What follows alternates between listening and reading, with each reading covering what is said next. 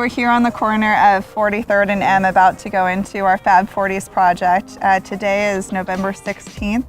As you notice around us, the sky is very hazy.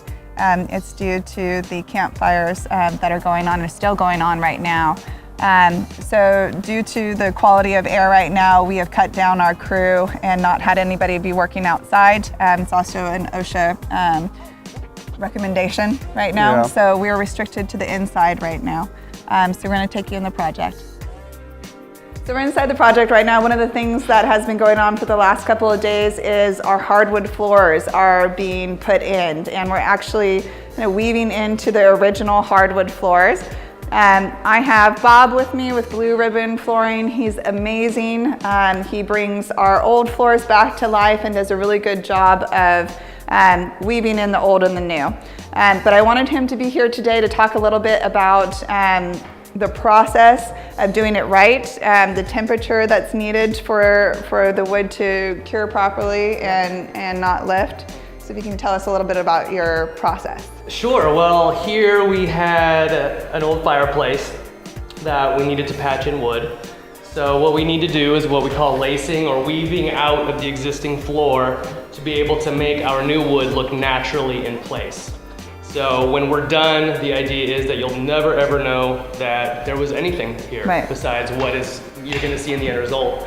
Because this floor has been here for 60, 80 years, we wanna make sure that the new wood that was milled a couple months ago is the same moisture content as the existing flooring. So as seasons come and go, wood lives and breathes, we wanna make sure that it doesn't move or moves very little.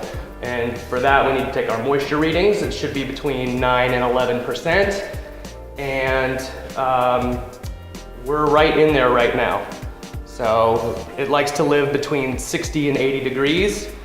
We're a little bit cooler than that in the mornings these days. So it's important to control that for the best end result. So let's talk about weather, because weather can greatly affect your timeline on a project. So we do projects all year long. Our small projects we're typically taking around 3 months, and our larger ones is 6 months plus. So we tend to do those larger projects during the winter months. So these are some of the things that we run into during the winter months. Rain. Rain can affect you when you're doing anything outside framing, foundation, the curing of the foundation, roof can't be done during the rain time. Also, just excessive cold can affect your project as well. Bob was just talking about how the floor can cure differently when it's really cold out. So some of the things that we do to try and help that is we put in portable heaters into the property if we don't have heat yet, which we typically don't have until our finish time. That helps during the drywall curing process, also, which is the texturing portion of it, and the paint as well. So when you're saying you're waiting for paint to dry, you're truly waiting for paint to dry in sometimes. So just try to stay ahead of that and bring some portable heaters in until you can get the heat working in the house.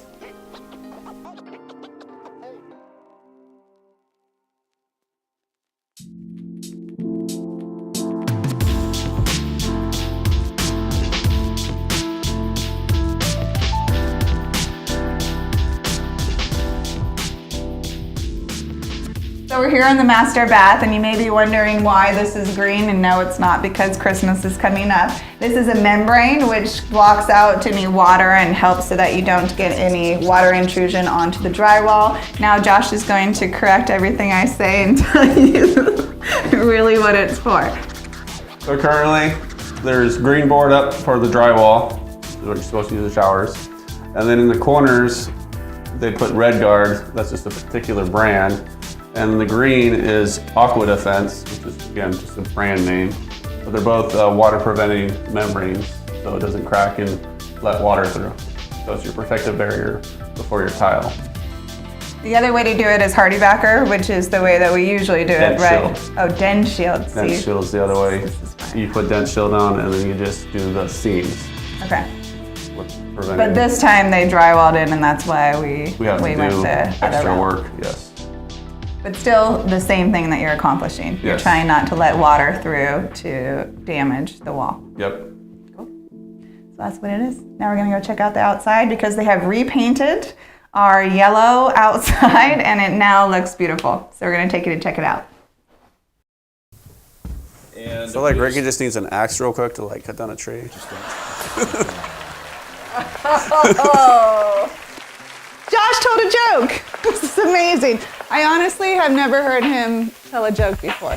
so let's do this. Let's get. We're out on the deck right now. This area has been repainted. If you recall it from last week, it was painted the wrong color and it had a very yellow hue to it. So this one is actually alabaster from Sherwin-Williams. It's a really pretty white, in my opinion. It has a little kind of ivory color in it.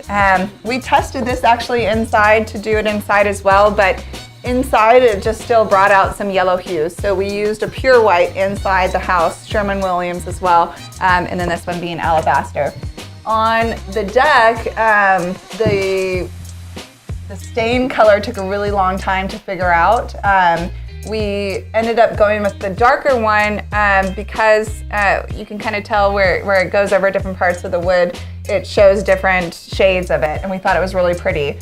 The hardware, the connecting hardware there is going to be painted black, like a matte black, just to kind of finish it off. And then we will have a couple of large outdoor fans out here as well to kind of finish it off. Single outdoor fan. There's two, one in there too. Well, they forgot that one. We're getting a new connection for the fan because I got two fans. You got two fans for that. We only have one outlet. Okay.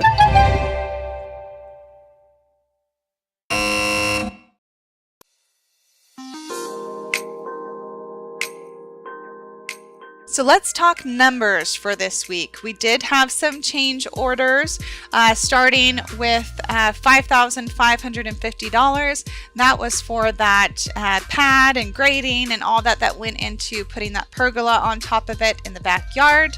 That was in addition to the budget, but again, something we felt that we'd get back in the end. We decided to refinish the tub in that guest bathroom. It had a little damage done to it, so that was $395. We also decided to completely finish off that basement, do some texture and paint to it to make it look more welcoming. That was $3,180. We then had a trim change order, so that's the trim work around the house, baseboard, door jambs, that sort of thing. We went a little over budget there and had some changes, so that equaled $2,175.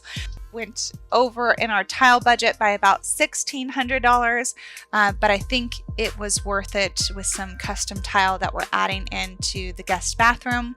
And then we also had about $1,800 in door change orders.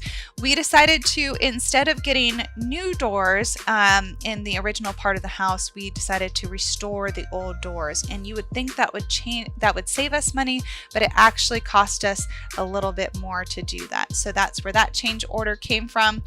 The last thing is we had some additional dump charges of $640. So our total changes for this week was $15,340, which brings our new budget total to $436,000.